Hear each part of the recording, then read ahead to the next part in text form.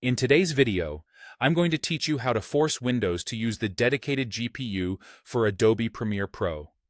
If you're working with a PC that has both integrated graphics and a dedicated GPU, you may have noticed that sometimes Windows defaults to using the integrated graphics.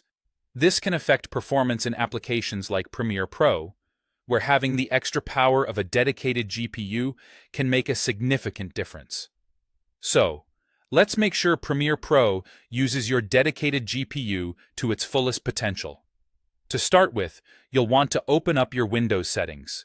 You can do this by clicking on the Start menu and selecting the gear icon for settings. Once there, find the section labeled System and click on Display. Now, within the display settings, you should see an option towards the bottom of the page called Graphics Settings. Go ahead and click on that. In the Graphics Settings menu, look for the Browse button. This is where you'll locate the Premiere Pro executable file.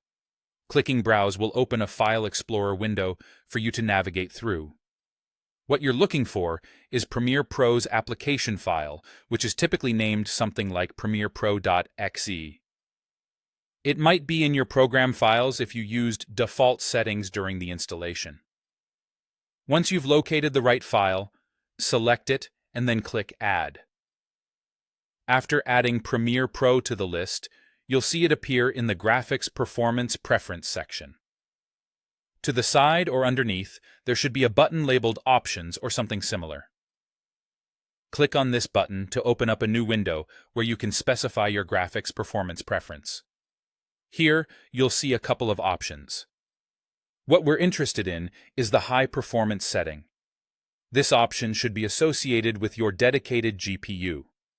Selecting High Performance will help ensure that Premiere Pro gets the benefit of all the dedicated processing power available on your discrete graphics card. Once you've made this selection, make sure to click Save. This step ensures all your settings are properly applied and will be effective the next time you launch the program. Now, for these changes to take effect, go ahead and restart Premiere Pro. You can simply close out of Premiere if it's open, and then open it again from your desktop or wherever you usually access it.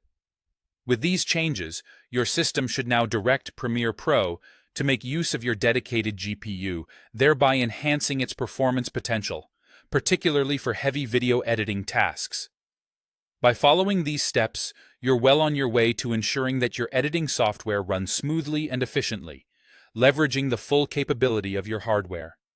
If you still face any performance issues, there may be other factors at play, but setting your dedicated GPU for Premiere Pro is a great step forward.